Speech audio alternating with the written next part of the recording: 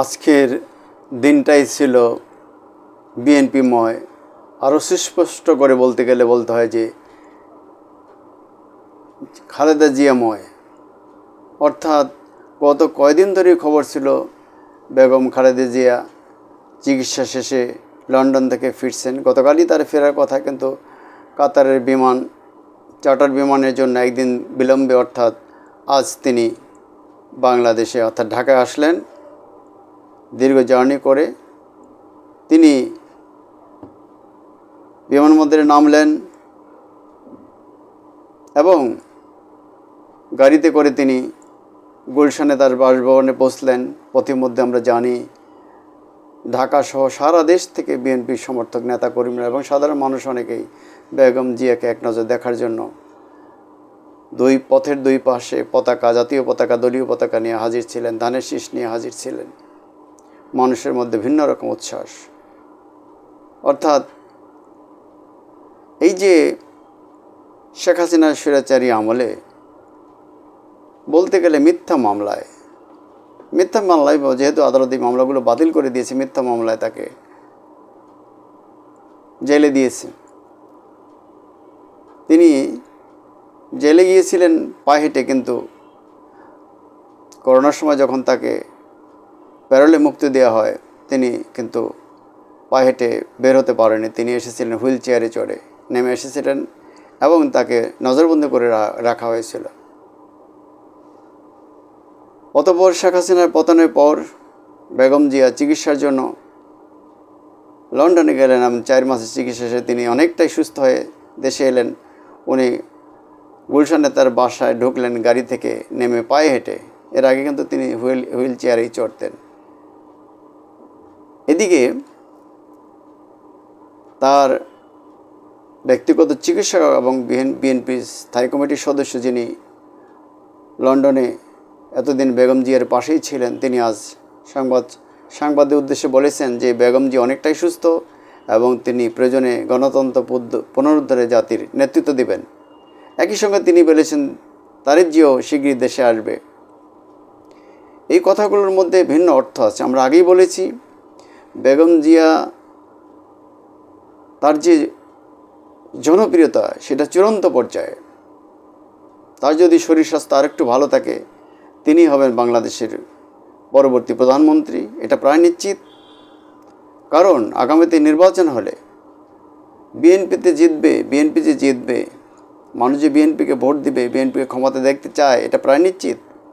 বিশেষত বেগম জিয়ার যে ত্যাগ, ধৈর্য, তার যে ব্যক্তিত্ব, তিনি দেশের জন্য যে ত্যাগ স্বীকার করেছেন, যে আন্দোলন করেছেন, সংগ্রাম করেছেন, তিনি দেশ ছেড়ে যাননি। আজ তিনি দেশে ফিরে এসেছেন চিকিৎসা শেষে অনেকটা সুস্থ হয়, কিন্তু যার জন্য তিনি এতটা অসুস্থ হয়ে গিয়েছিলেন, প্রায় গুজব ছড়াতো বেগম জিয়া মারা গেছে, তাকে নিয়ে অনেক গল্প গুজব টিজ করা হতো। শেখ হাসিনার সরাসরি তিনি এটা বলতেন, তাকে পদ্মা সেতু থেকে ফেলে দেওয়া হবে, বয়স হয়েছে, কয়েকদিন পরে মরে অবস্থা, এই ধরনের নানান ছেলেমেয়ে কথাবার্তা, শিশুসুলভ কথাবার্তা। এই যে শেখ হাসিনার আজকে তিনি দেশে নেই, তিনি পালিয়ে গেছেন ছাত্র জনতার অভ্যুত্থানের মুখে। যাওয়ার আগে তিনি দেশে গণতন্ত্র ধ্বংস করে দিয়ে গেছেন, মানুষ হত্যা করেছেন, আয়নাঘর বাড়িয়েছেন, অর্থ ব্যাংক বিমা প্রতিষ্ঠান ধ্বংস করেছেন, নির্বাচন ব্যবস্থা ধ্বংস করেছেন। কিন্তু তিনি 16-17 বছরে অনেক অন্যায় করেছেন।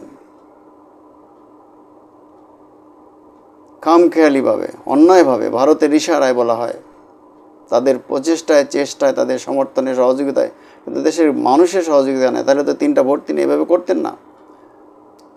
14, 18, 24 এই প্রহসনের নির্বাচন, মিথ্যা নির্বাচন, ভুয়া নির্বাচন, তত্ত্বাবধায়ককে বাতিল করে বেগম জিয়াকে নির্যাতন করে, বিএনপির উপর নির্যাতন করে, জামাতের উপর নির্যাতন করে, শেষে ছাত্র জনতার উপর নির্যাতন করে টিকে থাকতে চেয়েছিলেন, কিন্তু সেটা শেষ মুহূর্তে সম্ভব হয়নি। আজ বেগম জিয়া কতটা সম্মান নিয়ে দেশে এসেছেন এবং আছেন, থাকবেন।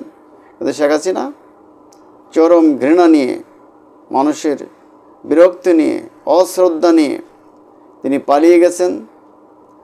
তার নেতা মন্ত্রীরা অনেকেই জেলে, এখন বিচারের মুখোমুখি। শেখ হাসিনার বিরুদ্ধে 2 শতাধিক মামলা।